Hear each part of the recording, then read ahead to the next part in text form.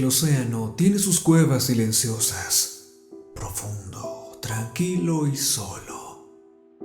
Aunque haya furia en las olas, debajo de ellas no hay nada. En el transcurso de las últimas semanas de entrenamiento, había memorizado casi todas las facetas del Tuscany. Cada dial, cada lectura, cada mando, cada pantalla y matiz de la estructura. La calidad de la artesanía del submarino personal no dejaba de asombrarme. Esta pequeña bestia era una notable hazaña de ingeniería, diseñada con tanto cuidado que incluso el equipo del casco podía soportar más presión de agua de la que el mar podía reunir a cualquier profundidad alcanzable. Era mi Pegaso, mi caballo de Troya, mi propio Apolo 11. Y dentro de esta matriz de espuma sintáctica estratificada, seguiría los lastres hasta las profundidades inexploradas de las fauces de Higgin. Comencé la secuencia de separación, sumergiéndome bajo la superficie del Pacífico en silencio y gracia a unos cuantos nudos de velocidad. Y entonces me consumí en un mundo completamente nuevo, aunque uno que había frecuentado: el mar. Los bancos de peces nadaban junto a mí, y cuando su nube atravesaba un rayo de sol, brillaba en plata. Debajo de ellos nadaban las rayas que hacían rodar sus alas al compás de la corriente. Y en las rocas se arrastraban los crustáceos y se asentaba la vida vegetal que acicalaba todas las piedras encaladas del lugar, como si fueran adornos navideños. Pero tenía una cita que cumplir, y el tanque de oxígeno era un reloj exigente. Así que me sumergí más allá del viejo arrecife y me adentré en las aguas donde el fondo marino no se podía ver en muchas millas. Las fauces, había dicho Reuben. 50,000 pies bajo la superficie, Booker. 50,000. ¿Sabes lo que significa? Significa que está mucho más abajo que el abismo Challenger. Asintió con la cabeza. ¿Estás listo para hacer historia? ¿Lo estaba? Creía que sí. Me había preparado para esta inmersión solitaria y nada más desde hacía algunos años. Era la culminación de toda una vida de trabajo y estudio en el campo. Y tan fuerte era su agarre en mi mente que a menudo soñaba con ellas mientras dormía, con lo que encontraría en el fondo y lo que significaría, y qué cosas monstruosas podrían ofenderse por mi presencia allí. No, nunca dejé de lado ese pensamiento. El Tuscany era toda la protección que necesitaba en ese sentido.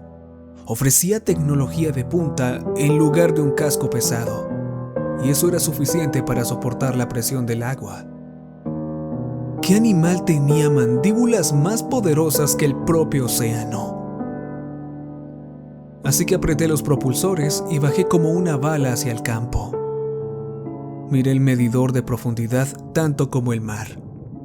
30 metros, 200 pies. Los tiburones, las tortugas y los incontables peces me pasaron por delante. 300 pies, 700, 1000, 1500. La altura invertida del edificio Empire State. 1516.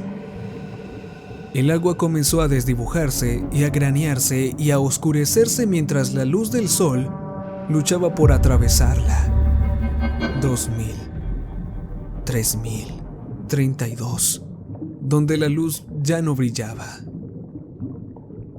Y pronto, toda la oscuridad que tenía para derramar sobre el camino adelante y profundo eran las luces de Tuscany. Continué el descenso durante horas. El medidor de presión subía a ráfagas espasmódicas, pero subía y pronto superó el punto en el que el peso del mar habría aplastado el acero de cualquier otro submarino.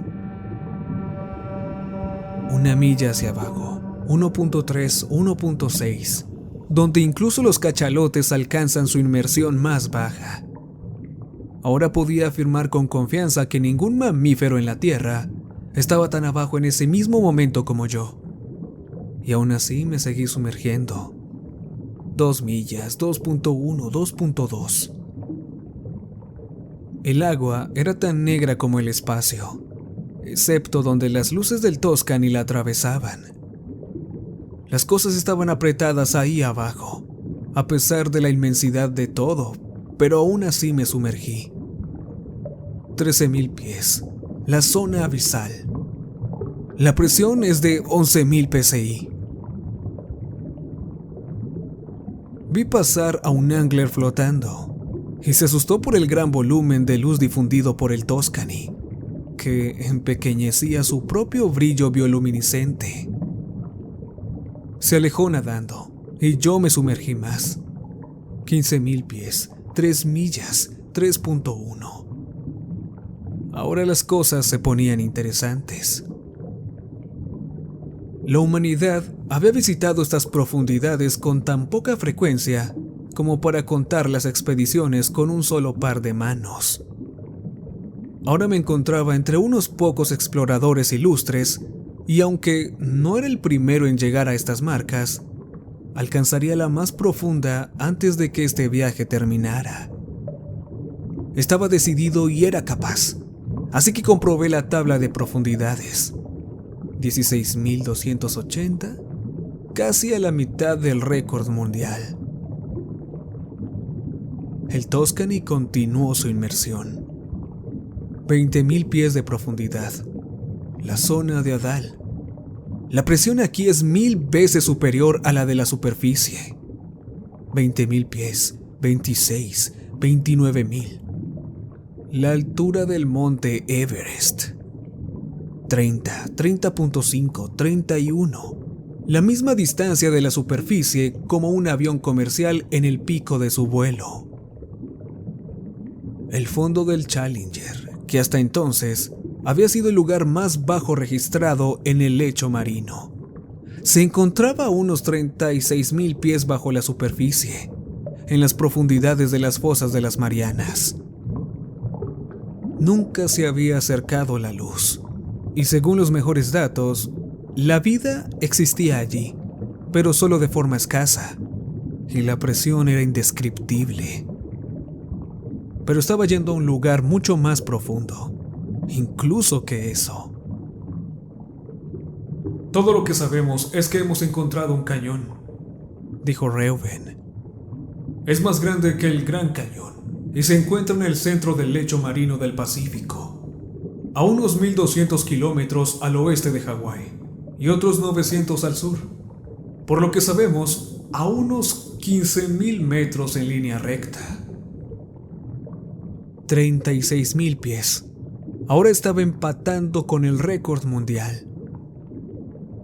36. Lo hice. Los latidos de mi corazón se aceleraron. Era oficialmente un récord mundial. Ningún ser humano en la historia registrada había estado tan profundo bajo la superficie como yo en ese mismo momento. La nueva tecnología de escaneo del fondo marino ayudó. Nos dio un mapa topográfico de la hidrosfera más detallado que el que habíamos tenido antes. Y una vez que recibimos los resultados, echamos un vistazo. Y ahí estaba, esperándonos, invitándonos a bajar. 37. ¿Qué hay ahí abajo? 37,3. Diablos, doctor. Si lo supiéramos no te enviaríamos, ¿verdad? 37,9. Bueno, supongo que no. 38. 38,5. Los horribles espíritus de las profundidades celebran su comunión allí. Y hay algunos por los que lloramos. Los jóvenes, los brillantes, los justos.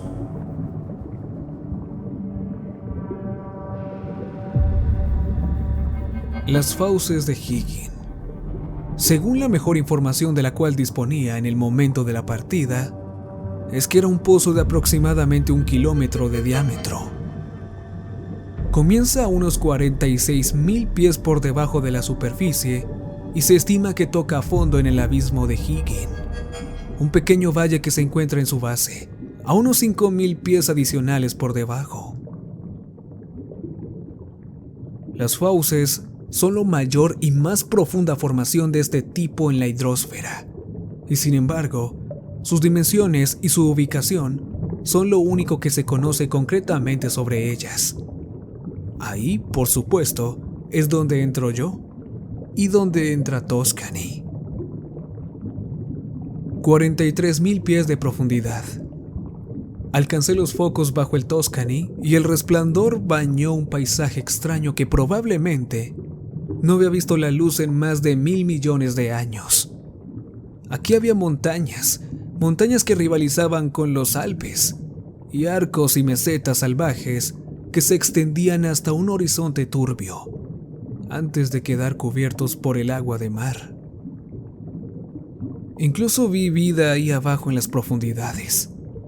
Una cosa parecida a un calamar de tamaño simplemente monstruoso pasó nadando junto a mí. Se detuvo un momento, y durante ese instante pensé que podría ofenderse por mí. Pero después de mirar con atención al Tuscany y rozar un tentáculo por la banda de babor, se alejó nadando en busca de otras cosas. Descendí más.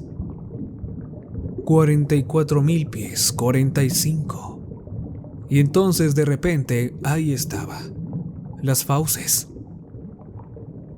Me quedé con la boca abierta al ver la magnitud de la bestia.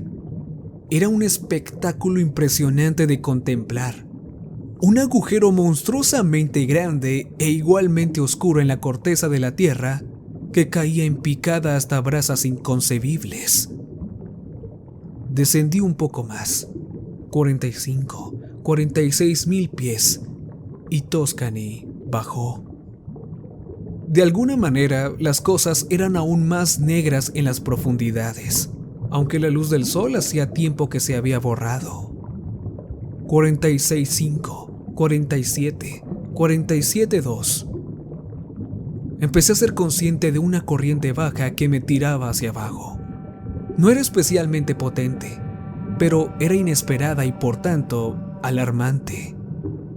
Y sin embargo, no podía soportar volver a subir. Todavía no. Me daría la vuelta si se ponía mal. Así que estaba decidido a bajar, más y más profundo en la caverna.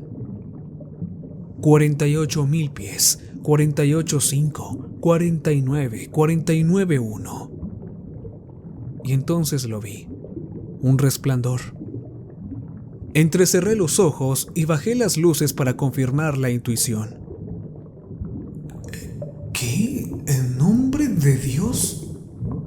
Efectivamente estaba allí, un tenue color púrpura rojizo, luego verde, luego púrpura de nuevo y luego azul, flotando en una niebla de corriente a unos pocos de miles de metros de profundidad. Reanudé la inmersión para perseguirlo. 49,5, 49,7, 49,9. El resplandor, sea lo que sea, era cada vez más profundo, más amplio y más brillante. Pronto llenó todo el camino hacia abajo y adelante. Reduje las luces del Tuscany a su nivel más bajo, y a 15,000 metros pude ver que el resplandor no procedía de algún lugar situado directamente debajo de mí, sino de la izquierda y de una amplia esquina. Esta cueva no es un pozo recto, y por supuesto, el agujero tocó fondo aquí, y luego se abrió a su izquierda. Dios santo. Era una cámara cavernosa de al menos 1 kilómetro entero de altura y profundidad y de lado a lado y a lo ancho. Y solo la enormidad de su radio mantenía la oscuridad de la misma a pesar de la presencia de miles de vainas bioluminiscentes flotando, que palpitaban de color púrpura y verde y azul y rojo y se atenuaban en el intervalo. Llevé al Tuscany más adentro y sus cámaras cobraron vida. los cansados marineros descansan tranquilamente bajo su propio mar azul. Las soledades del océano son benditas porque hay pureza. La caverna se oscureció aún más cuando las vainas se desvanecieron en el agua detrás del submarino. Pero aquí había más cosas que ver que solo rocas. Alrededor de un cuarto de hora después de entrar en la cámara, Toscani no tardó en flotar junto a una extraña planta con forma de cuerda de un tamaño totalmente imposible. Una que parecía extenderse casi a lo largo de la altura de la cueva y que se ensanchaba en la base, aunque el fondo estaba envuelto en la oscuridad. Llevé el submarino para inspeccionarlo más de cerca y puse las luces al máximo. Mis latidos se dispararon. Había ventosas en él. Cada una de ellas era tan grande como el propio Toscani y se retorcían y pulsaban a lo largo de lo que ahora era claramente un tentáculo. Presa del pánico, empujé a Toscani hacia atrás y la alejé de esa cosa. Pero cuando intenté darle la vuelta, la base del casco chocó con la bestia y se pegó a una de las ventosas. Accioné los propulsores y pude oír un sonido de desgarro húmedo cuando la máquina se liberó de las garras. Pero entonces el tentáculo cobró vida. Se arremolinó, giró y golpeó alrededor de la caverna y se apretó contra el techo y luego cayó hacia abajo, más allá de donde la oscuridad cubría el suelo. ¡Vamos, cariño! Volví a accionar los propulsores y Toscani salió disparado por donde había venido, a través de la oscuridad y en dirección a las cápsulas, cuyo resplandor esperaba que me diera la oportunidad de apagar las luces de la nave y escapar. Si tuviera tanta suerte. Pero muy pronto empecé a oír y sentir el movimiento de algo indeciblemente titánico, rodando por el suelo de la cámara.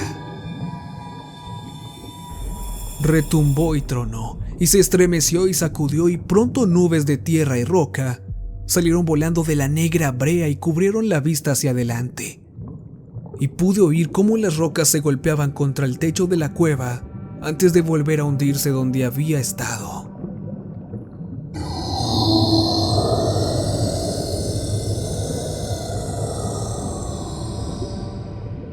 ¡Joder! El sonido había estallado en toda la amplitud de la cueva a la vez. Mis tímpanos estuvieron a punto de estallar y probablemente lo habrían hecho, si no fuera porque las paredes del Toscani amortiguaron la explosión. El submarino también se sacudió, pero mantuvo su integridad lo suficientemente bien como para que yo siguiera volando más allá de las cápsulas flotantes, algunas de las cuales estaban ahora golpeadas sobre sus lados y rodando, y regresando hacia la boca del túnel que me llevaría de vuelta a las profundidades abiertas.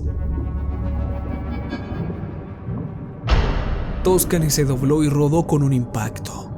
El tentáculo, me di cuenta, había salido disparado desde el suelo y había golpeado la parte inferior de la nave entre sus lastres, pero por suerte la hizo subir con fuerza hacia el túnel.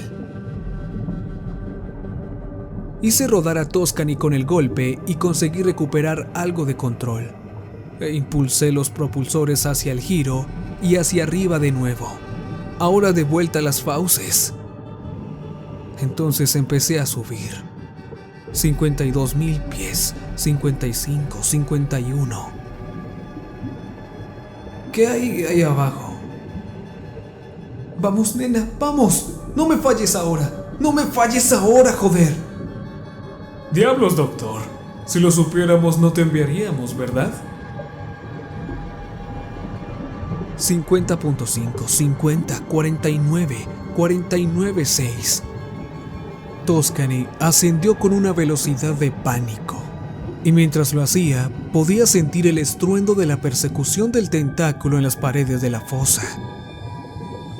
Se abrió paso a través del túnel, azotando y golpeando, pero Toscani era una corredora demasiado rápida. 47.5, 47, 46.8, 46.4, 46,000 pies y subiendo alto. Supongo que no. Tuscany salió de las fauces y estaba a punto de salir disparada hacia la superficie. Pero entonces el tentáculo salió volando a su lado y casi se estrelló contra la ventana delantera. Doblé los mandos hasta el borde de su carcasa y Tuscany se desvió hacia la izquierda y se elevó un poco y no tocó el suelo por centímetros. Volví a encender las luces para sortear el laberinto de rocas mientras me esforzaba por volver a subir. Pero a la luz del submarino lo vi. Después de todo, no eran rocas, eran otros barcos. Naves enormes.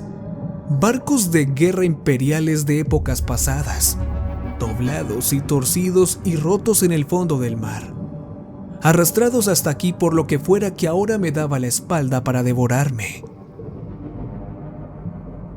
El tentáculo se estrelló detrás de mí. Los mástiles, las almenas, las cubiertas planas y los cascos de hierro y madera oxidados fueron astillados y arrojados a los vientos del mar, para no volver a reunirse nunca más. Llevé a Tuscany a través de este cementerio náutico con demasiada velocidad para mi seguridad. Pasamos por debajo de las torres de los barcos, a través de los soportes de los cañones, junto a las aspas de los motores muertos y alrededor de los timones volcados. La cacofonía de mi huida y el camino destructivo marcado por mi cazador despertaron la vida del lugar. Los peces salieron de los agujeros, de los camarotes, de los cuartos del capitán y de los tramos de escalera de la cubierta profunda, y pronto se unieron a mí en un esfuerzo por escapar. Pero parecía que no había forma de hacerlo. Todo el suelo a lo largo de incontables kilómetros tembló y retumbó con fuerza sísmica. Era estruendosamente fuerte y aumentaba la velocidad y la violencia con el tiempo. El Tuscany finalmente voló hasta esquivar por menos de 30 centímetros un nido de cuervo astillado en lo alto del mástil, y finalmente utilizó ese impulso dirigido para recortar la distancia entre el lecho marino y ella misma, con tantos nudos de velocidad como sus propulsores le permitían, sin reventar por el esfuerzo. 44.8. ¡Vamos, hija de perra!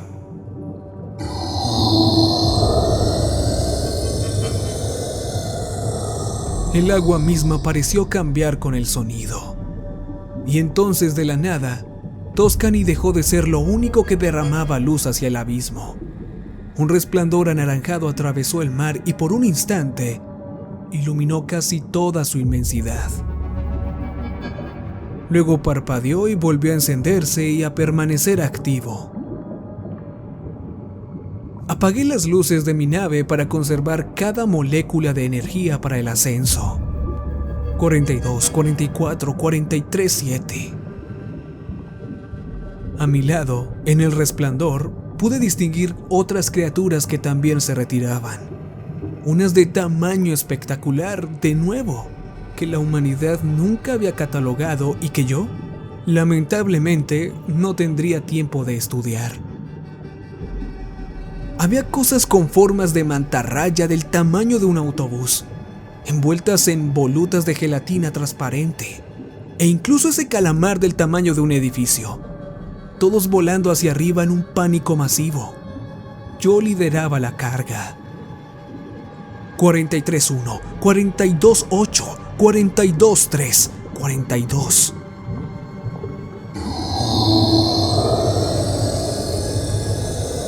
Miré detrás de mí hacia abajo a través de la ventana trasera. Las fauces se habían movido. Estaba vivo. Dios Todopoderoso. Estaba en la garganta de un leviatán. Estaba en su maldita garganta. Vi cómo su lengua de tentáculos salía de las fauces y recogía suficientes peces para alimentar a una pequeña ciudad. Tuscany se disparó hacia arriba mientras el leviatán lanzaba tentáculos aún más grandes detrás de él y ganaba velocidad con la fuerza de un huracán.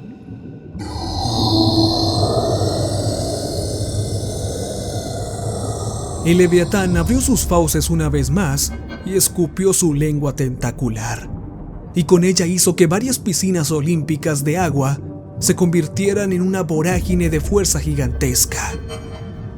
Vi que el calamar mamut quedó atrapado en su furia, y luego desapareció en el pozo para siempre cuando las fauces se cerraron con un chasquido estruendoso y resonante. Toscani, mientras tanto, siguió subiendo como un cohete y logró escapar del remolino por un pelo. 39.5, 39, 38.7, 38.2, 38.000 pies y subiendo. Pero el leviatán me persiguió implacablemente, cabalgando sobre la crecida de su propia corriente. Sus tentáculos, cada uno de ellos de decenas de metros de ancho y 1 milla de largo, golpeaban el agua y trataban de ganar velocidad para su anfitrión.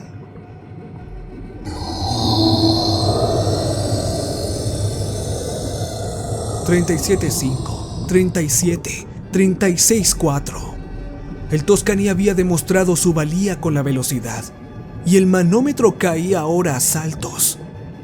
Permaneció en rojo y lo haría durante algún tiempo, pero estaba bajando de forma constante, incluso cuando el gráfico de profundidad subía. 29.000 pies, 28.3, 27.5.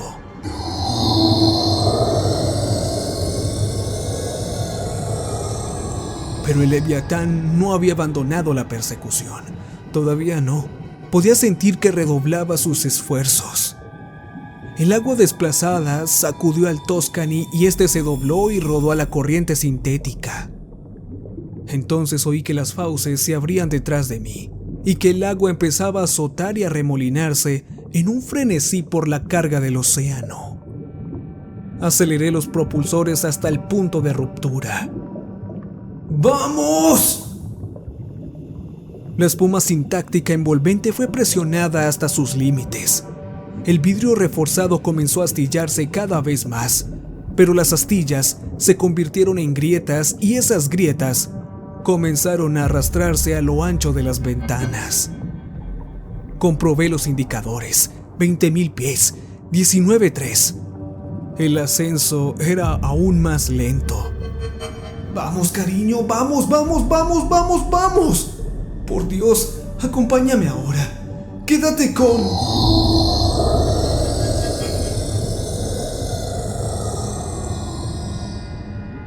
En el resplandor anaranjado, pude ver la rapidez con que el agua se deslizaba por el Toscani y era arrastrada por la vorágine. El submarino comenzó a oscilar de babor a estribor y a temblar y agitarse. 17.4, 17.000, 17.9, 16.3, 16.1, 16.000. Observé el indicador con una desesperación nauseabunda. 15.95, 15.92. Podía sentir que se ralentizaba. ¡Vamos, vamos, vamos! 15.925, 15.94, 15.96. ¡Mierda! Y eso fue todo. El Toscani quedó atrapado. Sentí que todo el submarino perdía todo el sentido del control y caía hacia atrás. Salí despedido de mi asiento y me golpeé la nariz contra el techo de la esfera piloto. La sangre estalló y empapó mi camisa y roció el cristal y todo el conjunto de control. Me agarré la cara y empecé a hacer presión para frenar la pérdida de sangre, pero el Toscani volvió a volcar lastre sobre lastre a estribor en el remolino hasta que terminé sobre la escalera de la escotilla. Sentí que mi hombro se dislocaba y que mi rótula se golpeaba contra el último peldaño. Mi cabeza nadaba y el Toscani seguía dando tumbos hacia atrás. Las grietas de las ventanas se extendieron con mayor rapidez. 16.3, 16.4. Podía oler el interior de las fauces a través del casco de la nave. Pero entonces, de golpe y porrazo, se me ocurrió una idea. No era una idea particularmente buena, pero diablos, era mejor algo que nada. Me las arreglé para llegar cojeando y dando tumbos hasta los controles y agarrar las asas mientras la nave rodaba. Espera.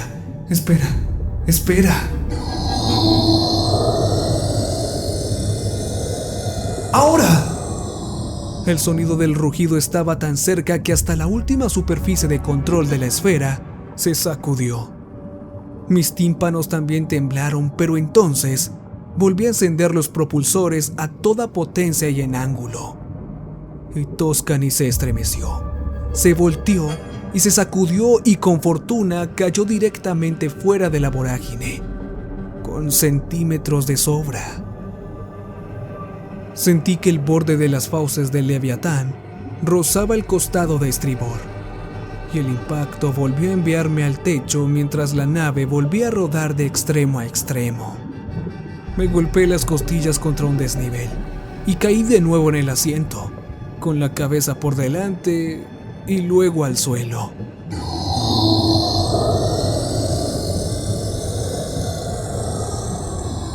Conseguí enderezarme con mi brazo bueno y orientarme. Me liberé, pero por poco. El Toscany se inclinó y volvió a caer y a rodar, más lento ahora en ausencia de la corriente de inundación del remolino, pero sin controlar aún su atracción. Intenté alejarme, pero era inútil. El submarino giró alrededor de la parte trasera de las titánicas fauces del Leviatán y subió por encima de su cabeza mientras la bestia pasaba volando por debajo de mí como un tren de mercancías. Y por primera vez, desde que vi al monstruo, empecé a apreciar la magnitud de su tamaño. Su parte trasera era una interminable espina dorsal con aletas afiladas y forma de serpiente del tamaño de una cordillera menor. Y solo una rápida maniobra alejó al Toscany de las dentadas aletas traseras, que subían hacia mí y abrían el propio mar. No me alcanzaron por unos metros, y la ráfaga de la corriente que habían arrastrado hizo que el submarino se tambaleara hacia atrás, alejándose un poco más y poniéndose relativamente a salvo.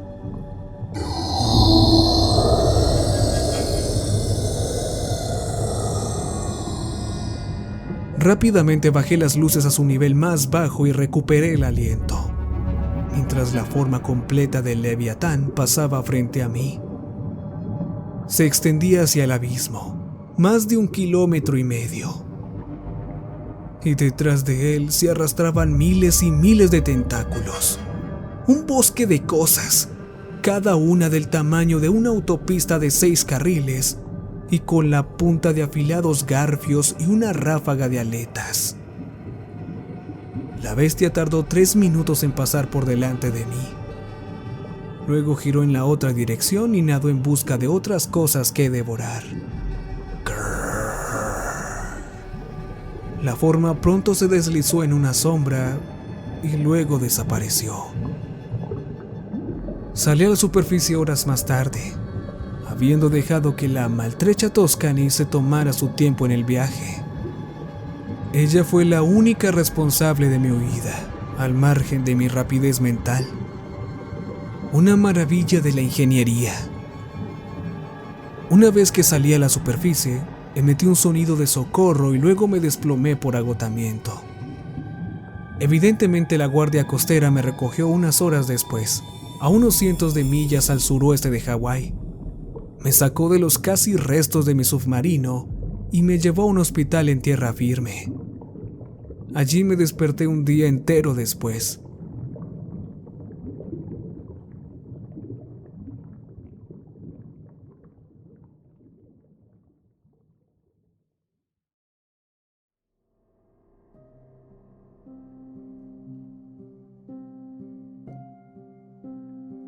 Mientras me recuperaba, oí una charla aislada sobre una tremenda actividad sísmica cerca de donde había estado. Y como todo el fondo del océano había cambiado y se había movido y cambiado de forma. Pero no podía importarme menos. Les conté a los cabrones lo que sabía. Y además tenían a Tuscany. Y tienen todas las pruebas registradas.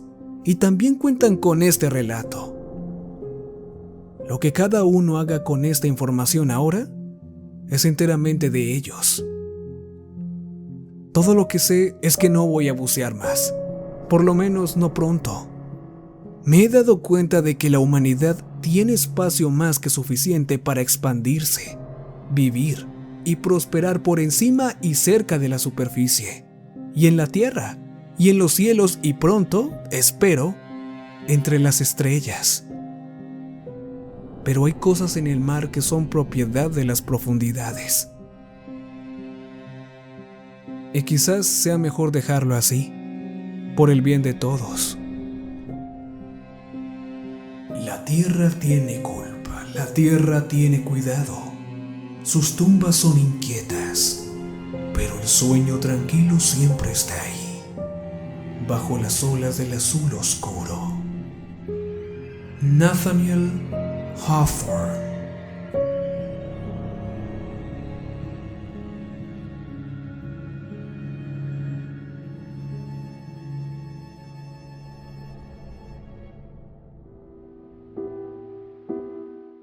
El USS District of Columbia desplegó su carga. Un submarino de la Armada para 2 personas clase Eisenhower llamado Agincourt, en el que serví como navegante junto al ingeniero Lovell, que una vez suelto, escapó por el Pacífico y partió junto a su escolta. El mar estaba revuelto, había peces muertos y cascos de barcos astillados flotando en la corriente. Pero no era ni mucho menos inesperado. De hecho, recientemente se estimó que desde que ese Leviatán despertó, había perturbado críticamente más de 400 billones de toneladas cúbicas de agua y toda la vida que había en ella. Se estaba convirtiendo en una amenaza potencial para las rutas marítimas, así como para las operaciones navales. Se clasificó por estas y otras razones como una grave amenaza para la seguridad nacional, por lo que la Armada construyó el Agincourt sobre el plano de Tuscany y nos seleccionó a Lovell y a mí para que lo tripuláramos. Nuestras instrucciones era que persiguiéramos a Leviatán y lo atrajéramos desde las profundidades para que el Distrito de Columbia pudiera entrar para matarlo rápidamente sin exponerse en la persecución. Durante algunas horas después de que entráramos en el mar, no hubo más que tranquilidad, además de la corpulenta masa del Distrito de Columbia que estaba detrás.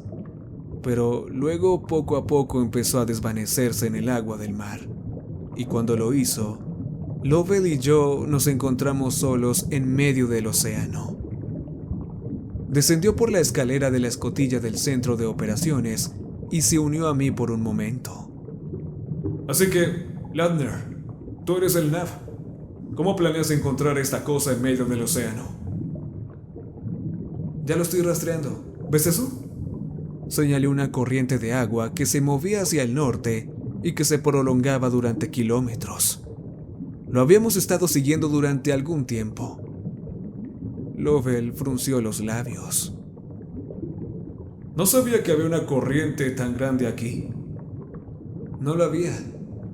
Hasta esta mañana. Ese Leviatán nadó hacia aquí hace unas horas y dejó esto como un pequeño regalo para nosotros dos. Bueno, entonces nos aseguraremos de agradecérselo. ¿Cuánto falta para que veamos la maldita cosa esa? No mucho, mira esos peces. Señalé con la cabeza hacia un banco de esas cosas. ¿Alguna vez has visto algo así? Sacudió la cabeza. Parece que están asustados. Y están nadando hacia nosotros por una razón. Cuanto más nos acerquemos, más veremos. Solo hay que esperar. Y así fue. Lo que empezó como un banco de peces aislado pronto se convirtió en varios. Y luego el repliegue náutico se convirtió en escala y número, en una gigantesca e hirviente nube de vida que se arremolinaba en un frenesí y empujaba desesperadamente hacia el sur contra la corriente. como los pájaros de una nube de tormenta o el comienzo del invierno. Los dos no dijimos ni una sola palabra hasta que la multitud se rompió y Agincourt volvió a encontrarse flotando en el mar abierto y tranquilo. Y entonces hice que Agincourt se detuviera por completo y Lovell dijo: ¡Santo Dios! Delante de nosotros y a no más de 2 millas de distancia, había una titánica masa de sombra, inmóvil y tan impresionantemente enorme que ni siquiera se podía ver completamente su figura. Era el Leviatán. Seguramente las ballenas azules y los propios dinosaurios palidecían en comparación con esta cosa monstruosa y montañosa. Y mientras Lovell y yo nos sentábamos a mirarlo, hizo su primer movimiento. Un giro hacia las profundidades detrás de él, seguido de una fuerte inmersión. Al hacerlo, por supuesto, la silueta de su forma completa salió a la vista, y su visión nos robó el aliento de los pulmones. No podríamos haber dicho una palabra en ese momento, aunque supiéramos lo que íbamos a decir. Nos limitamos a contemplar la cosa y hacer todo lo posible para apreciar la magnitud de su inmensidad. Era tan larga como habían dicho que era. Una enorme y deslizante serpiente cuya cola se dividía en otras 1000 colas que se iban a la deriva. Se enroscaban y se arrastraban perezosamente detrás de ella y caían en lo más profundo de la negrura. Pero verla en persona era una experiencia totalmente diferente. Algo nuevo. Antes de decirme otra palabra, Lovell volvió a saltar a la escalera y subió a la sala de operaciones. Agincourt, a Distrito de Columbia, le oí decir. Este es el teniente Lovell. Hemos localizado el objetivo. 33.93, 4 por negativo, 1.53.457. Lo estamos persiguiendo, pero se mueve rápido y va hacia abajo. Aconsejen que el distrito siga nuestra marca, pero estén preparados para enfrentarse hasta que lo hayamos acercado a ustedes. Accioné los propulsores mientras él hablaba y seguía la sombra que se alejaba y se adentraba en las profundidades. 12 nudos de velocidad, 12.2, 12.4. El Agincourt se arrastró y luego navegó. Corrió a toda prisa en persecución del monstruo. Lovell bajó por la escalera de la escotilla unos minutos después. El distrito está en camino. ¿A toda velocidad? Se están moviendo, pero no saldrán a la luz hasta que tengamos a este cabrón donde quieren. ¿Alguna idea al respecto? Pasó un momento antes de que dijera: ¿Has visto las imágenes del Tuscany? Pedazos, pero sí. Bueno, el piloto llamó la atención del Leviatán y lo persiguió hasta la superficie. Pero lo logró, ¿no? Sí, por los pelos, por lo que he oído. Dejó de bucear por completo. ¿Qué quieres decir? El punto es que Agincourt es más rápido que Tuscany. Si conseguimos que nos persiga, podemos dejarle atrás y luego llegar al distrito en sus flancos. Un par de torpedos a su lado y ¡boom! Tenemos una pieza de museo de 300.000 toneladas. Hubo otra pausa. Y entonces Lovell la rompió con la peor pregunta de todas. ¿Y qué pasa si el distrito no puede hacerle nada a esa cosa? ¿Ya has visto lo grande que es? Bueno, entonces supongo que tendremos que encontrar otro viaje a casa.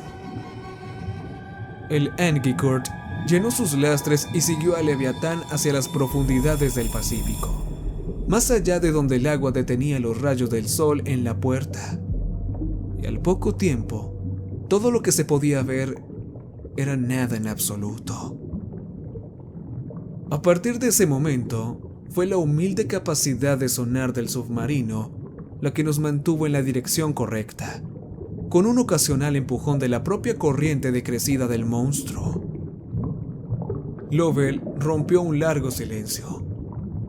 ¿Cuál es el plan? En este momento, Solo estoy tratando de llamar la atención de la maldita cosa. Cuanto más cerca estemos del distrito cuando nos note, mejor. Pero tal y como están las cosas, nos estamos metiendo demasiado profundo. Y lo estábamos. Por la información de profundidad, acabábamos de pasar los 15,000 pies y necesitábamos darle la vuelta a las cosas. Adelante, ponte el cinturón. Lo hizo en la silla del pasajero, detrás de la mía, y entonces encendí las luces delanteras y disparé los propulsores. ¿Qué demonios estás haciendo? Como he dicho, estoy captando su atención. Pero entonces me detuve y volví a bajar los propulsores. Las luces del Angkor derramaron su brillo sobre todo el abismo. ¿A dónde diablos fue? Subí el brillo de las luces y me detuve por completo. No lo sé. Examinamos el agua en busca de indicios de movimiento o sombra, pero no había movimiento y no había nada más que oscuridad y silencio. Hice que el Angkor pasara de estar en reposo a una ligera velocidad de crucero, y sus reflectores barrieron y se lanzaron hacia las rocas. Nada. Maldita sea, a menos que... Apagué las luces. ¿Y ahora qué? ¿Qué es? Es imposible que algo tan grande haya desaparecido. Entonces, ¿a dónde fue? Volé los lastres y ajusté el rumbo del Angkor hacia la superficie. Y luego disparé los propulsores más fuerte que nunca. No fue a ninguna parte. Sabía que estábamos allí todo el tiempo. Solo nos arrastró a la oscuridad para sacudirnos la cola. ¿Qué? ¿Una cosa de ese tamaño tiene miedo de ser cazada? No está siendo cazada. Nosotros sí. Angkor se elevó a través del agua con toda la velocidad que pudo reunir para la carrera, pero el tiempo estaba en nuestra contra. Más adelante vimos la sombra de un titán que se movía rápidamente para bloquear nuestra huida. Era la diferencia de sombra entre el crepúsculo profundo y el negro de la medianoche. Tenemos que movernos, dije. Lovell se desabrochó el cinturón de seguridad y voló hasta la escalera de la escotilla y la subió de 2 en 2 peldaños. Y no tardé en oír la estática de la radio mientras levantaba un saludo. Hola, Distrito de Columbia. Este es Angkor. ¿Pueden escucharme? Cambio. Estática, audible, incluso en la esfera del piloto. El gran volumen del Leviatán estaba bloqueando la señal. Sigue tratando de entrar en contacto. Voy a salir de esta cosa y despejar el camino. Hola, Distrito de Columbia. Soy el teniente Lovell del Angkor. ¿Pueden oírme? Cambio. El Angkor se inclinó con fuerza sobre su flanco de estribor y le asigné toda la velocidad para la huida. 17 nudos, 17.3, 17.5, 17.7. Miré hacia arriba. La sombra del Leviatán bañaba todo el lecho marino con su masa. Hola, Distrito de Columbia. Este es el USS Angkor. ¿Pueden oírme? Cambio. Más estática. 19 nudos, 19.2, 19.4. El Angkor se movía ya más rápido que la mayoría de los buques. Y sin embargo, la sombra sobre nosotros no había luchado en absoluto para mantenernos dentro del perímetro. 20 nudos. Distrito de Columbia, aquí el Angkor. Responda. Todavía nada. 21.9, 22.2. Miré hacia arriba. La sombra era turbia y poco definida, pero pude distinguir el monstruoso y extraño bosque de sus poderosos tentáculos, que se envolvían y enroscaban y se extendían en todas las direcciones en ausencia de movimiento. Parecía una estrella negra vista a través de una lente doblada del tiempo, pero se deslizaba dentro de nosotros. Angkor era más que un rival para la velocidad. 23.5. Hola, Distrito de Colombia. Soy el teniente Lovell del Agincourt. Seguía oyendo estática, pero también había ráfagas de sonido más claro, apenas por encima del umbral de audibilidad. Estábamos entrando en el claro y rápidamente. 25 nudos, 25-3. Casi demasiado rápido. Hola, Distrito de Colombia. Aquí Agincourt. ¿Me reciben? Cambio. ¿Pueden oírme? Miré hacia arriba y hacia atrás por encima de mi hombro. 26 nudos. Joder. El Leviatán no nos estaba persiguiendo después de todo. Estaba retrocediendo. Encendí todas las luces y propulsores del Agincourt y volé sus lastres, comenzando a subir. Lovell. ¿Qué? ¿Qué fue? ¿Ha habido suerte con la radio? Todavía no. ¿Por qué? El Leviatán no se mueve tras nosotros, pero creo que está subiendo. Bien, el distrito lo golpeará cuando se acerque entonces. No se va a acercar, va a llegar justo debajo. El submarino no podrá usar armamento a esa distancia. Hubo una pausa. 23 nudos, ahora. Perdimos velocidad cuando subimos. 23-1. Oh, Dios mío, oh, Dios mío. ¡Muévete! ¡Muévete, maldita sea! ¡Muévete! Sigue intentando tener contacto con la otra nave. 25.4 nudos. 25-7. La enorme sombra del Leviatán se adentraba en las aguas más brillantes y podía ver cómo sus tentáculos se alineaban a medida que ganaba velocidad. Distrito de Colombia, este es el Agincourt. ¡Respondan! ¡Respondan! 27.3 nudos. 3.000 pies bajo la superficie. 2.000 aproximadamente a la profundidad de prueba del distrito. El Agincourt continuó su ascenso y poco a poco las aguas empezaron a clarear. El manómetro empezó a bajar y el Leviatán, que ahora nadaba rápidamente muy por encima y a la izquierda de nosotros, se acercó a la vista. Solo entonces comprendí plenamente que el Distrito de Colombia no tenía ninguna posibilidad, ni siquiera en una lucha desleal. Esta bestia era imparable. Hola, hola, Distrito de Colombia. Este es el Agincourt. ¡Respondan, maldición! 1500 pies a la profundidad de prueba de la escolta. Hola, Agincourt. Es el Distrito de Colombia. Lectura terminada. Nos movemos. Escúchame, dijo Lovell. Escúchame, Alférez. Le decimos que no tenemos a Leviatán. Repito, no tenemos a Leviatán a remolque. Se interpuso entre nosotros y se dirige a las coordenadas que indiqué antes. Si está allí, debe retroceder inmediatamente. ¿Me reciben? Váyanse ahora. 1000 pies, 800, 750. Rompiendo las coordenadas listadas. 3.4 por negativo, 1.50.45. Espera. ¿Distrito de Colombia? ¿Me reciben? Habla el teniente de Lovell del USS Agincourt. ¿Está usted ahí?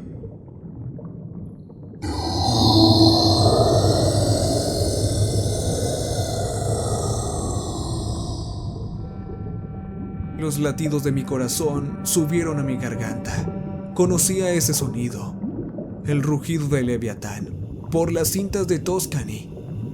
Estaba claro que la bestia había agotado su utilidad para el sigilo.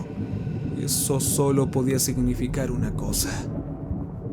Maldita sea. Lovell se unió a mí en la esfera del piloto. Jesús, ¿qué demonios fue eso?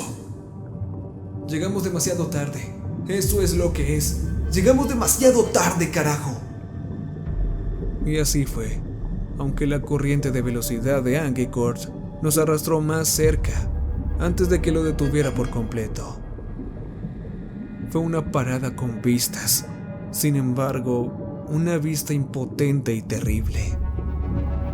Vimos la espalda montañosa del Leviatán, y sus grandes fauces cubiertas por un muro de escudos con sus retorcidos tentáculos, absorbiendo una serie de cargas de torpedos del submarino. Se descargaron ráfagas de Mark 48 desde las vainas. Esos torpedos salieron en cohetes y detonaron en oleadas.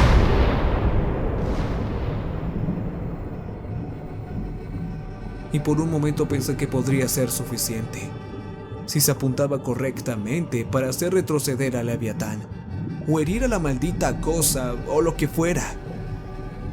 Pero la bestia aguantó los golpes y solo se arrastró hacia adelante. Y al poco tiempo el submarino solo tenía su arsenal balístico, nada apropiado para una lucha como esta. Empezaron a lanzar todo su esfuerzo en la retirada, pero un clase Ohio es un mamut descomunal. 2 campos de fútbol de longitud y casi 19,000 toneladas largas de metal. Es rápido, lo sé, pero no lo suficiente. El Distrito de Columbia estaba condenado. Lovell, el distrito es polvo. Mientras lo decía, se lanzó el último torpedo del depósito de armamento de Columbia.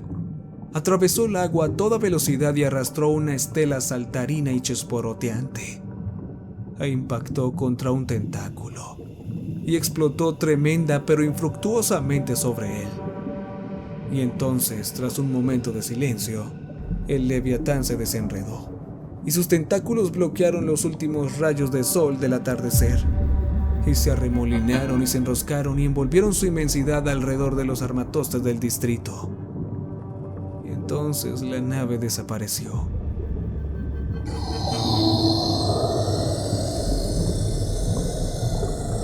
Maldita sea. Alejé el Anguicourt del festín a toda velocidad. 20 nudos, 20.1, 20.4. Hola, USS Dixon, ¿me recibe? Habla el teniente Lovell del Anguicourt. Responda, cambio. 22 nudos. Hola, Dixon. Este es el USS Anguicourt. Cambio. Solicitando que nos recojan. ¿Me reciben? Cambio. 23. Sentí un estruendo y una sacudida y un poderoso desplazamiento en el agua detrás de nosotros. Anguicourt se dobló y rodó. Miré detrás de mí. 25. Hola, Dixon. Este es el Anguicourt. ¿Me recibe? Cambio.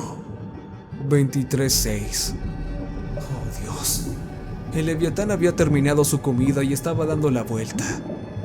Sus tentáculos forzaron un torrente de corriente y entonces, Dios Todopoderoso, allí estaba. Las fauces. Era grande, horriblemente, monstruosamente e imposiblemente grande. Un cañón bostezante y una boca al mismo tiempo.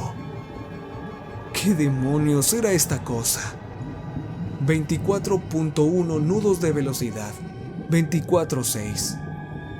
Hola, Anguicourt.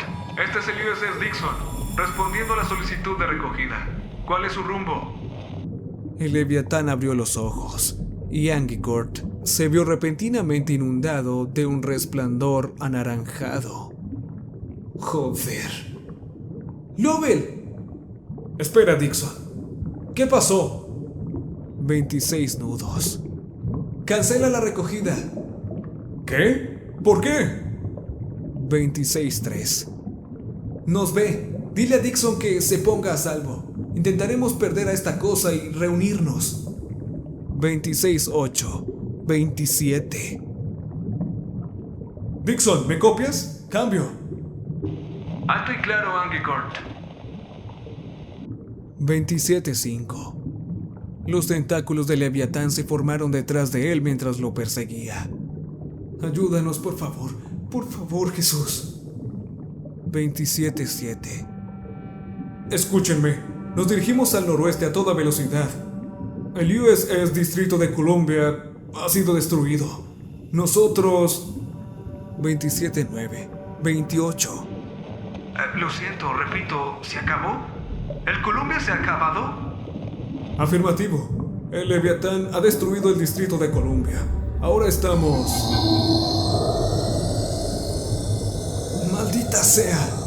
Accioné los propulsores del Angkor con todo su poder. Se quejaron y protestaron, pero hicieron su trabajo. 30 nudos, 30.2, 30.3. Incluso si el propio océano parecía estar drenado en la boca de la cosa. ¡Vamos, nena! ¡Vamos, vamos, vamos! Angkor, aquí Dixon Real. Confirme la destrucción del Distrito de Columbia. Cambio. 32 nudos. Sí, señor. El Leviatán soportó todo lo que el distrito le lanzó. Y luego simplemente se comió la nave.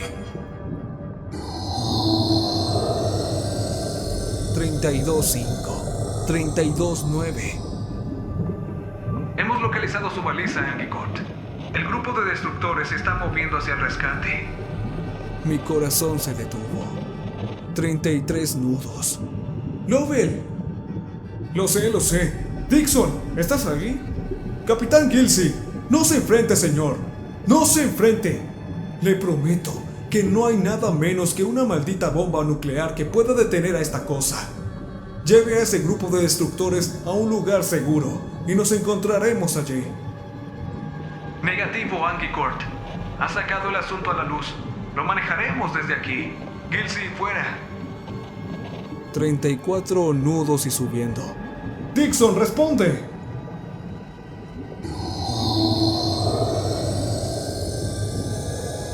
Angkor voló admirablemente, pero el sonido y por su propio esfuerzo retumbó y se agitó. Y nadó contra la fuerza de la corriente. 34.7, 35. Vamos, nena, vamos, nena. Dixon, aquí Angkor. Solicito que se retire inmediatamente. Respondan, maldita sea. El Leviatán estaba ganando terreno. Si eso significaba que se movía con rapidez o que simplemente arrastraba al propio mar hacia su bostezo, no estaba claro y era irrelevante. Todo lo que sabía y todo lo que me importaba invertir era el hecho de que Angkor estaba fracasando. A pesar de un poderoso esfuerzo en poner distancia entre ella y su cazador. Era una carrera contra el tiempo y todas las probabilidades. Y era una carrera que estábamos perdiendo. 36 nudos. 36.1. Dixon, este es Angkor. Respondan, malditos psicópatas. ¡Retírense!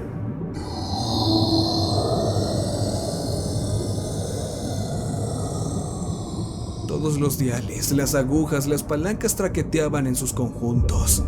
En mis tímpanos temblaban y arriba podía oír a Lovell gritando de rabia y golpeando el lado del escritorio de control con una llave inglesa.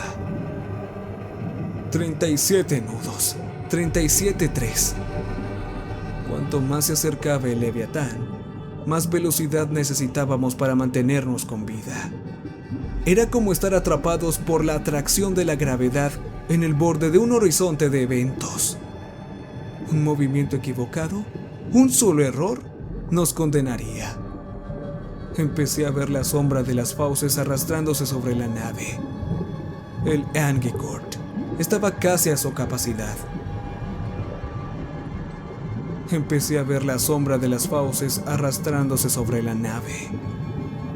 El Angkor estaba casi a su capacidad.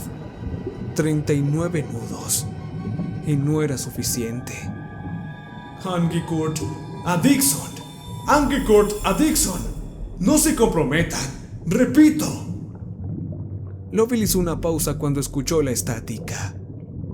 Una vez más la masa del Leviatán bloqueó nuestra señal. Y no había nada que pudiéramos hacer para detenerlo.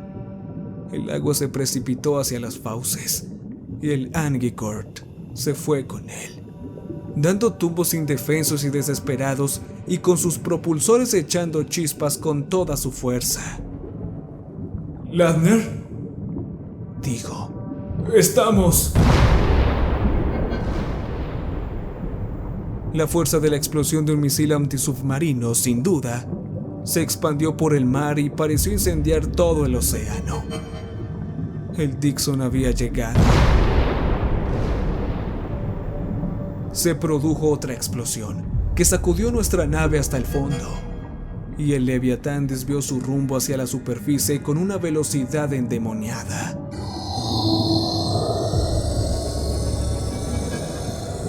Detrás de nosotros, a no más de unos cientos de metros, sentimos su masa al moverse. Se desataron olas submarinas que envolvieron y consumieron al Agincourt, y lo hicieron caer lastre con lastre y lo dejaron casi panza arriba en el agua antes de que volviera a rodar. Las explosiones estaban cada vez más cerca. Lovell, ¿no saben que estamos aquí abajo? No lo sé. Puede que haya perdido nuestra baliza con la señal de radio. ¿Qué significa eso? Significa que creen que estamos jodidamente muertos. ¿Puedes intentar contactarlos de nuevo? No lo sé, Hubo un poderoso destello de luz y luego... La fuerza de la última bomba de profundidad atravesó el mar y el maltrecho casco del Agincourt hasta llegar a su camarote. Me hizo tambalearme a pesar de mis ataduras.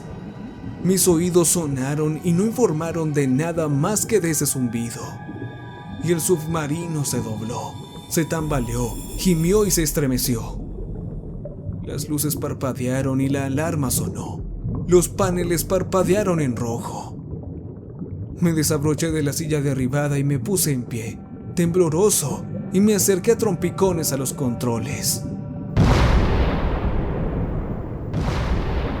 Las explosiones no estaban más lejos que antes de la última, pero mis oídos se esforzaban ahora por apaciguarlas adecuadamente. Todo estaba amortiguado, todo se agitaba, mi cabeza, mi visión. Tanteé los mandos y me encontré con que la mitad no respondían y los otros sonaban con fuerza. ¿Qué? ¡Lovell! Me oí gritar. ¡Lovell! ¿Pudiste contactar con Dixon? ¡Lovell! Seguí tanteando los controles, los diales, las lecturas y los paneles estaban apagados. Intenté aumentar los propulsores, pero solo oí el clic del control en su conjunto. Lovell, ¿estás ahí?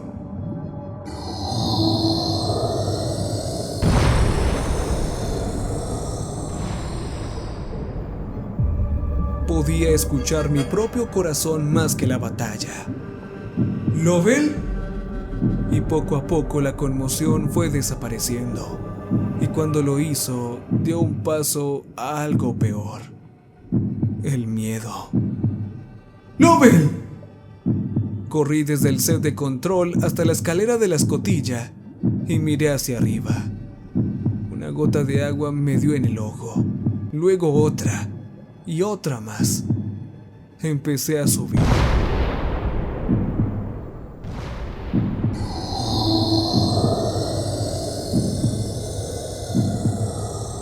Cuando mi mano tocó el peldaño superior, resbaló por el líquido, pero la agarré con más fuerza y me impulsé hacia el centro de operaciones, debajo de la escotilla. ¿Lovell? No hubo respuesta. Lovell estaba sentado en un ángulo antinatural contra la pared más lejana. Sus ojos estaban quietos y cerrados. Un poco de sangre se acumulaba desde su oreja derecha y bajaba hasta sus hombros, donde era arrastrada por un goteo constante de agua desde la escotilla doblada. Las luces volvieron a parpadear. Llegué hasta mi amigo y me arrodillé junto a él en el agua. ¿Lovell? Hola, amigo. Oye, ¿puedes oírme? No oí más que el leve y silencioso gemido, pero fue ahogado rápidamente por otros sonidos. El rugido de la bestia.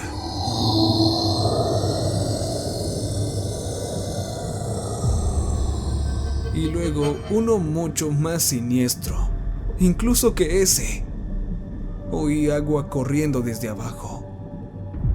Cuando miré por encima del borde, vi el océano dentro de la esfera piloto, y se elevaba a mi encuentro. pero solo podía verlos desde un rayo de sol que entraba por la escotilla. Cogí una llave inglesa. Lovell, estamos en la superficie. Puedo ver el sol. Está justo ahí, amigo. Ese es el hogar.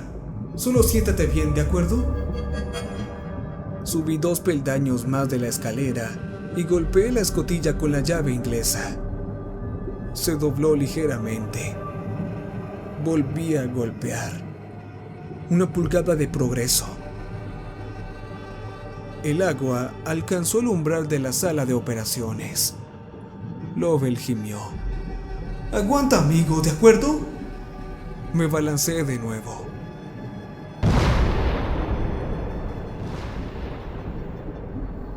Las luces se apagaron por última vez. Agincourt cayó. Vamos, por favor, Jesús, por favor, Dios. La escotilla comenzó a doblarse un poco más. La luz del sol se hizo más intensa y el agua, ahora, había llegado a la mitad de las botas de servicio de Lovell. ¡Lo tengo! Había forzado un agujero en la escotilla lo suficientemente grande como para pasar una mano. Pero entonces, el agua se vertió en el interior. Giré la cabeza y me deslicé por la escalera y retrocedí a trompicones cuando empezó a acumularse. ¡Por Dios! Entonces miré hacia arriba y a través del agujero, y solo cuando lo hice me di cuenta del error. No estábamos en la superficie, simplemente estábamos cerca de ella, a no más de 30 metros, pero a muchos metros de distancia.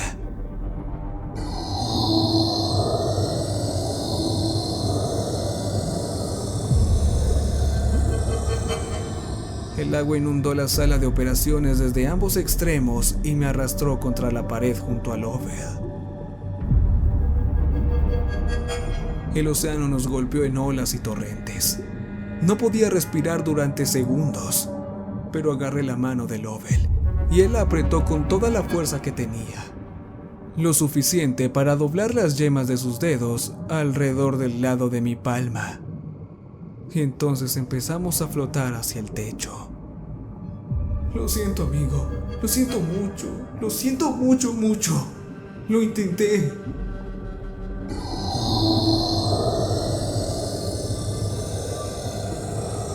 No oí más explosiones de la batalla, que no estaba lejos. Solo el rugido triunfante del Leviatán, y el torrente de agua y mi propia respiración agitada. Apreté los labios contra el techo y aspiré todo el aire que había para respirar. Y pude sentir cómo Lovell se deslizaba bajo la superficie. El agua se apretaba alrededor de mi pecho y luego estaba sobre mi cara. Entonces, una sombra cayó sobre los enormes huesos del casco del Agincourt y sentí un impacto de golpe. Y entonces...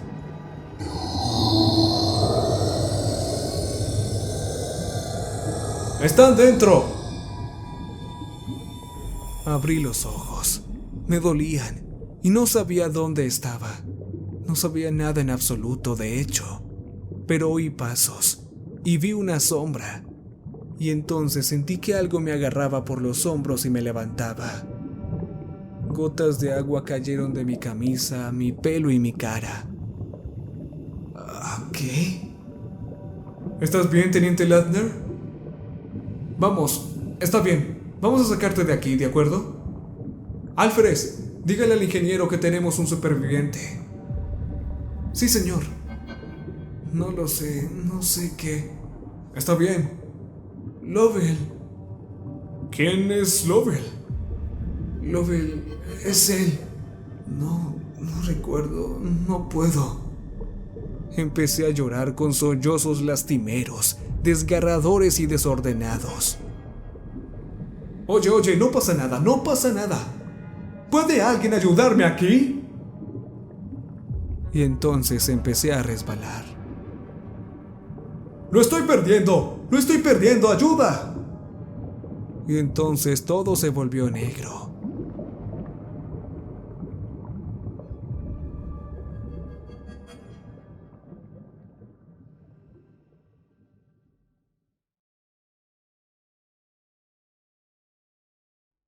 Me desperté en una cama de hospital. Durante más de un día estuve delirando, pero una vez que volví en mí, me pusieron al corriente de mi historia para un informe. Por lo que me contaron, había sucedido lo siguiente. El Dixon había sido destruido, junto con su escolta y, por supuesto, el Distrito de Columbia. En total, la Marina perdió más de 700 buenos hombres en la operación, y entre ellos un teniente llamado David Scott Lovell. Era el día más mortífero de la historia de la Marina en tiempos de paz. Pero también aprendí algo más, basándonos en la marca de impacto junto al casco del Agincourt. Es evidente que después de darse un festín con el Dixon, el Leviatán golpeó al Agincourt y lo hizo salir a la superficie, donde otro barco, el destructor Arleigh Burke-Tecumseh, lo encontró rodando en el mar con la escotilla rota. Sin duda la Marina se esforzará por ocultar esta historia y explicar sus pérdidas como un desastroso fallo de entrenamiento. Pero yo no tendré nada que ver con eso, ni con ningún otro esfuerzo por dar caza a ese Leviatán. No, pero esta historia debe ser contada, por esos hombres perdidos, y por Lovell, seguramente y por usted. Como el piloto de Tuscany antes que yo, he aceptado el hecho de que esa cosa de ahí abajo no debe ser molestada, y tampoco su hogar. Por el amor de Dios, no te aventures lejos en el profundo pozo del Pacífico salvaje, por el bien de todos.